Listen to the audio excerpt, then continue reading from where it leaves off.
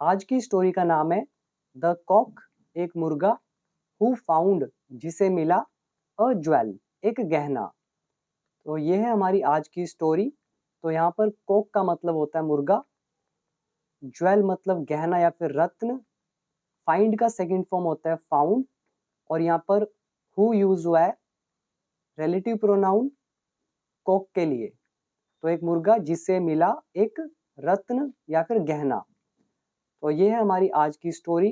तो चलिए इसे रीड करना शुरू करते हैं। वंस, एक बार, देयर लिव्ड, रहता था, अ कॉक, एक मुर्गा। देयर यहाँ पर है सब्जेक्ट, लिव्ड यहाँ पर है वर्ब की सेकंड फॉर्म, बाकी रह गए अदर वर्ड्स।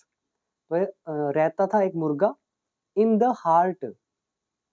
हार्ट का यहाँ पर मतलब है सेंटर वाले पार्ट में, मतलब बीचों बीच। किसके बीचों बीच? ऑफ अ डेंस फॉरेस्ट, एक घने जंगल के।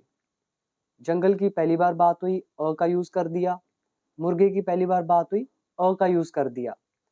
तो यहाँ पे आप फ्रेज याद कर सकते हैं, इन द हार्ट ऑफ। इसका मतलब हो गया कि बीचों बीच। और देयर का चैप्टर है, देयर लिव्ड, रहता था। और एक वर्ड आप याद कर सकते हैं, डेंस, इसका मतलब हो जाता है घना। तो डेंस फॉरेस्ट इज घना जंगल। तो एक बार एक मुर्गा रहता था घने जंगल के बीचों बीच। वन डे, एक दिन, ही फेल्ट टेरिबली हंग्री, उसे बहुत भूख लगी। यहाँ पर ही हो गया सब्जेक्ट, फील का सेकंड फॉर्म हो गया फेल्ट, और बाकी रह गए अदर वर्ड्स। अगर आप ध्यान से देखें तो भूख लगने का मतलब होता है फील हंग्री, लेकिन यहाँ पे वर्ड आ रहा है टेरिबली। टेरिबली मतलब होता है बहुत भयंकर रूप से, मतलब बहुत ज्यादा। तो उसे बहुत ज्यादा भूख लगी। तो ये हो गया पास्ट इंडेफिनिट। आप यहाँ पर ये वर्ड याद कर सकते हैं, टेरिबली। और इसको नॉर्मल कॉन्वर्सेशन में भी यूज कर सकते हैं कि मुझे बहुत भूख लगी है, तो आप बोल सकते हैं आई एम टेरिबली हंग्री, या फिर आई फील टेरिबली हंग्री, मुझे बहुत भूख लगती है और लगी हुई है, तो आई एम टेरिबली हंग्री, मैं बहुत भूखा हूँ। और ये पास्ट है, ही फेल्ट, उसे लगी बहुत भयंकर भूख। एंड और वेंट, और वो चला गया।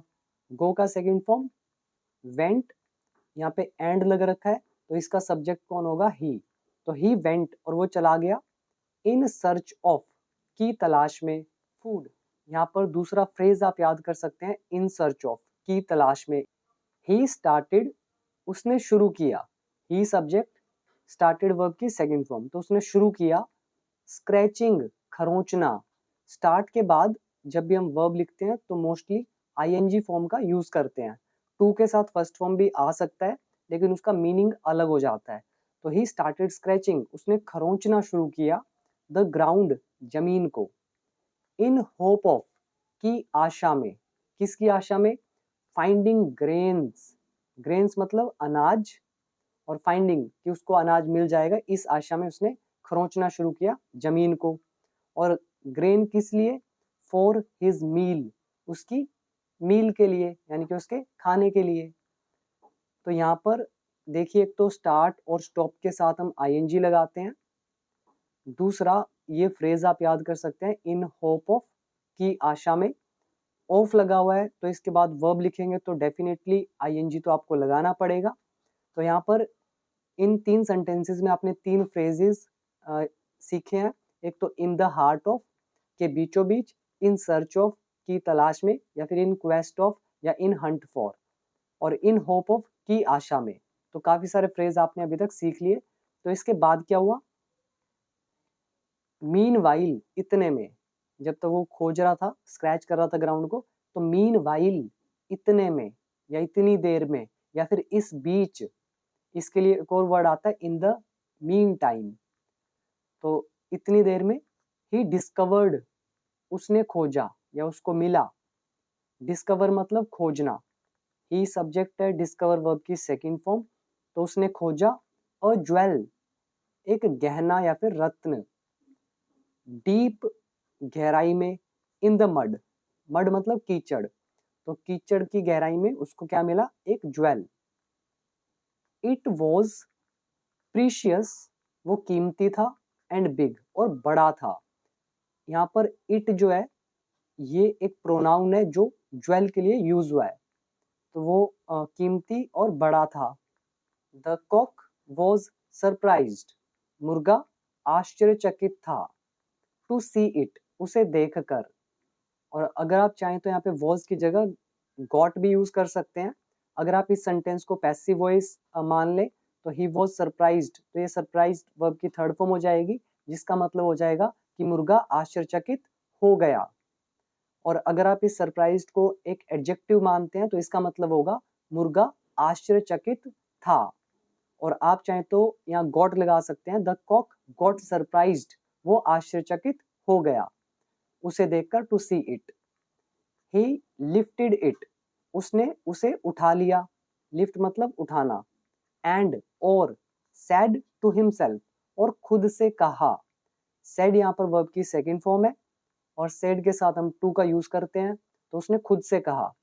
अब डबल इन्वर्टेड कॉमास लगाएंगे, उसके एग्जैक्ट वर्ड्स क्या थे?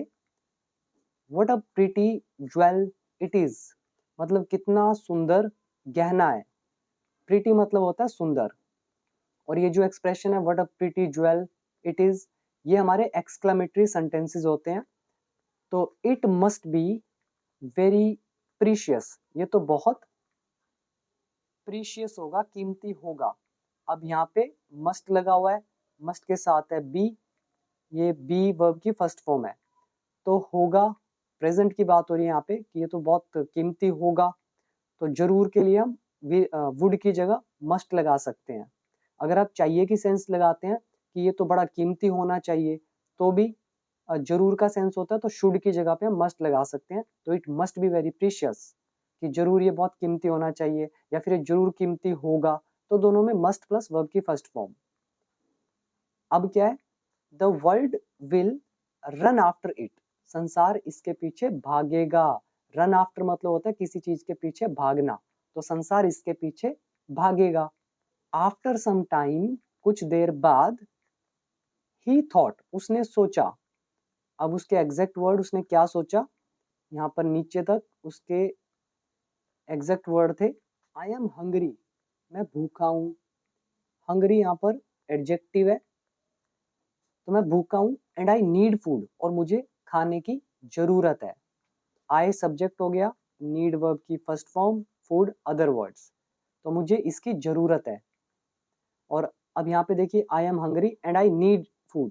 अब यहाँ पे आई जो है इसकी जरूरत नहीं है आपको, आप सीधा बोलिए I am hungry and need food, क्योंकि आई दो दो बार लिखने की जरूरत नहीं है। फिर क्या बोला? वट विल आई डू, मैं क्या करूंगा, फ्यूचर इंडेफिनिट, विद के साथ, किसके साथ? अ ज्वेल, एक गहने के साथ, कि मैं क्या करूंगा। एट दिस टाइम, इस समय। द ग्रेन, जो अनाज है, इज मोर प्रीशियस, वो ज्यादा कीमती है। यहाँ पे देखिए मोर लगा हुआ है, दिस इज कंपेरेटिव डिग्री। सो ये हमारा डिग्री ऑफ कंपैरिजन का लेसन है, दो चीजों की कंपैरिजन होती है तो हम मोर लगाते हैं। जैसे important, more important, most important, उसी तरह से precious, more precious, the most precious. तो जो अनाज है वो ज्यादा प्रीशियस है टू मी, मेरे लिए। बिकॉज, क्योंकि।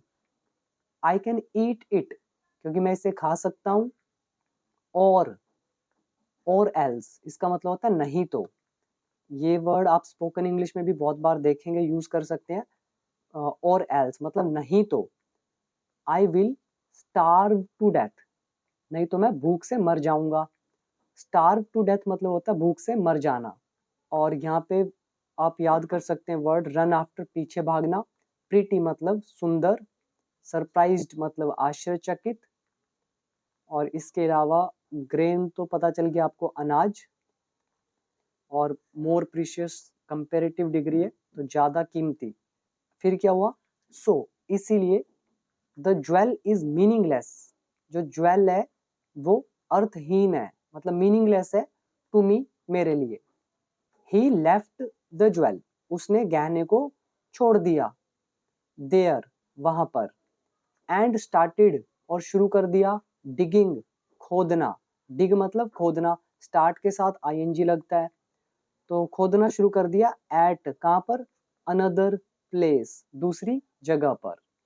आई होप ये आपको समझ में आया। आगे लिखा है एक्चुअली, दरअसल या फिर वास्तव में, अ थिंग इज प्रीशियस, एक चीज कीमती होती है, ओनली इफ, केवल तभी, it is useful to you, अगर वो आपके काम की हो। तो ये थी हमारी स्टोरी। अब इसका मॉरल देख लेते हैं। Let go of the things, मतलब उन चीजों को जाने दो। कौन सी चीजें? यू डू नॉट नीड, जिनकी आपको जरूरत नहीं है। Thank you so much.